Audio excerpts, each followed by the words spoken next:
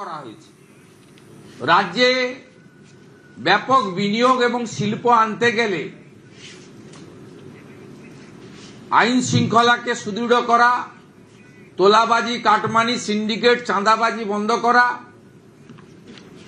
Single window সিস্টেমের মধ্য দিয়ে শিল্প এবং ব্যবসার উপযোগী পরিবেশ তৈরি করা এবং সড়ক, সেতু, রেলপথ, বিমানবন্দর এবং সমুদ্র বন্দর তৈরির মধ্য দিয়ে যোগাযোগ অর্থাৎ মানব সম্পদের যোগাযোগ এবং পণ্যের যোগাযোগ, কাঁচামালের সরবরাহ লাইন, একে গুরুত্ব দেওয়া হয়েছে। আপনারা যদি দেখেন তাহলে এই বাজেটে এমন কোনো অংশ বর্গ নেই যেটা বাদ গেছে।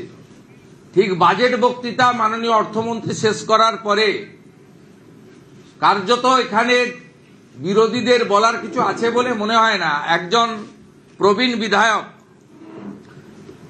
তিনি বিরোধী দলেরই একাধিকবার বিধায়ক, অশোক দেব আমাকে বলছিলেন যে বলার কোনো সুযোগ নেই, কিন্তু আইনজীবীদের জন্য কিছু থাকলে ভালো হতো। তিনি প্রফেশনাল আইনজীবী। আমি নিশ্চয়ই বাজেট আলোচনা হবে দুদিন ধরে, 24-25 জবাবি ভাষণ অর্থমন্ত্রী দেবেন। সেক্ষেত্রে আইনজীবীদের কথাও তিনি বিবেচনা করতে পারেন তার দপ্তরের সঙ্গে আলোচনা করে। যাই হোক, বলার কারো সুযোগ নেই। আমি এখান থেকে আশ্বস্ত করতে চাই, আমি যে কর্মসংস্থানের তিনটে ত্রিফলাই বলা যেতে পারে, এই তিনটে দিক আমি অনেক দিন ধরেই বলছি। ত্রিধারা, ফলার বদলে ধারাটাই অ্যাপ্রোপ্রিয়েট, বা ত্রিশক্তি, ত্রিধারা। এটাতে প্রথম হচ্ছে সরকারি কর্মসংস্থান, যেখানে শিক্ষক, অধ্যাপক, শিক্ষাকর্মী, সরকারের শূন্য থাকা পোস্ট, পুলিশ, বনকর্মী ইত্যাদি ইত্যাদি। পরিষ্কার আমরা বলেছি এই অর্থবর্ষে 1 লক্ষ নতুন নিয়োগ হবে, 20,000 পুলিশে এবং 50,000 শিক্ষক, শিক্ষিকা, শিক্ষাকর্মী, অধ্যাপক এবং আমাদের অন্যান্য যারা শিক্ষা প্রতিষ্ঠানকে সেবা দান করেন,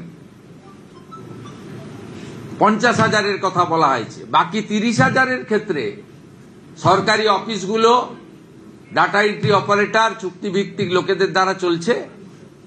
সেখানেও যে যে দপ্তরে যেমন যেমন ভ্যাকেন্সি আছে তাকে পূরণ করা হবে। ও সবচেয়ে বড় কথা, বাজেট বক্তৃতায় অর্থমন্ত্রী বলেছেন নিয়োগে কোনো রাজনৈতিক লোক নিয়োগ কমিটিতে থাকছে না, ইউপিএসসি কে ফলো করবে পশ্চিমবঙ্গ সরকার। এবং আজকে যে চাকরির দুর্নীতি হয়েছে, সেই দুর্নীতির হাত থেকে আগামী দিনে আগামী প্রজন্ম, বেকার যুবক যুবতীরা রক্ষা পাবে। এটি একটি বড় দিক। ত্রিধারাতে দ্বিতীয় দিক হচ্ছে বেসরকারি শিল্প, তার মধ্যে ফুড প্রসেসিং এবং এমএসএমই আছে। সেখানে ব্যাপক ইনভেস্টমেন্ট, সেই উদ্দেশ্যেই কিন্তু ল্যান্ড সিলিং এর পর্যালোচনার কথা বলা হয়েছে। 100 কোটি টাকার বেশি যারা বিনিয়োগ করবেন তারা পঞ্চায়েত বা লোকাল বডিজ, কারোর কাছ থেকে কোনো অনুমোদন নিতে হবে না। কারণ এখানে রাজ্য স্তরে চুক্তি হয়, তাদের জমির ব্যবস্থা দেওয়া হয়, তারা ব্যাংক থেকে লোন নেন, ওখানে গিয়ে কেউ প্ল্যান আটকান, কেউ ট্রেড লাইসেন্স আটকান, বলেন তোলা দিতে হবে, আমার লোককে দিতে হবে, ফায়ার লাইসেন্সে করা হয়। এটা এই যে স্থানীয় স্তরে যে হয়রানির শিকার হন, সেখান থেকে মুক্তি পাবেন যারা ন্যূনতম 100 কোটি টাকার বেশি বিনিয়োগ করবেন। সবচেয়ে বড় কথা, আগের সরকার শিল্পে ইনসেন্টিভিয়াস তুলে দিয়েছিল। বর্তমান সরকার এই শব্দটি, এই ব্যবস্থাটা ফিরিয়ে আনলো, 5,000 কোটি টাকার প্রভিশন রেখেছে। এবং এই 5,000 কোটি টাকা মূলত কর্মসৃষ্টি সংক্রান্ত যারা শিল্প করবেন তাদেরকে ইনসেন্টিভিয়াস দেওয়ার কাজে অগ্রাধিকার দেবে বর্তমান সরকার। এর সাথে আমাদের আমসহ যে সমস্ত ফুড প্রসেসিং ইউনিট রয়েছে, টমেটো সহ অন্যান্য অনেক রয়েছে ফুড প্রসেসিং ইউনিট, এবং ভেরিয়াস টাইপের ভেজিটেবল ফ্রুটসেরও এখন ফুড প্রসেসিং অনেক ইউনিট হয়েছে। সেখানে তার উদ্যোগের কথা বলা হয়েছে, এমএসএমইর জন্য স্পষ্ট নির্দেশিকা রাখা হয়েছে, এর মধ্য দিয়ে ব্যাপক কর্মসংস্থান হতে পারে। তৃতীয় হচ্ছে ব্যবসা এবং ভর্তুকি কেন্দ্রিক নানা ধরনের যে সমস্ত শিক্ষিত যুবক যুবতীরা বা যারা স্কিল ট্রেনিং নেওয়ার পরে নিজে ছোট ব্যবসা করতে চান বা মাঝারি ব্যবসা করতে চান, তাদেরকে প্রধানমন্ত্রী মুদ্রা যোজনা, পিএমইজিপি, বিশ্বকর্মা ইত্যাদির মাধ্যমে ভর্তুকির ক্ষেত্রে অনেকটা দায়িত্ব রাজ্য সরকার নিয়েছে, বাজেটে এটা ছত্রছত্র আছে। এই তিনভাবে আমাদের এখানে কর্মসংস্থানের দিগন্ত উন্মোচিত হবে। এর সুফল আগামী 6-8 মাসের মধ্যেই আপনারা দেখতে পাবেন। প্রত্যেকটা জিনিসের একটা প্রসেস থাকে, একটু সময় লাগে, এবং মহিলাদের সংরক্ষণের কথাও আমরা বলেছি। বিশেষ করে আমার পাহাড়ি লোকেদের সুবিধা হবে, ইএফআর এ দীর্ঘদিন ধরে নিয়োগ ছিল না, 1000 নতুন ইস্টার্ন ফ্রন্টিয়ার রাইফেলে নিয়োগ হবে, যার মধ্যে 30% আমাদের মহিলারা থাকবেন, বোনেরা থাকবেন।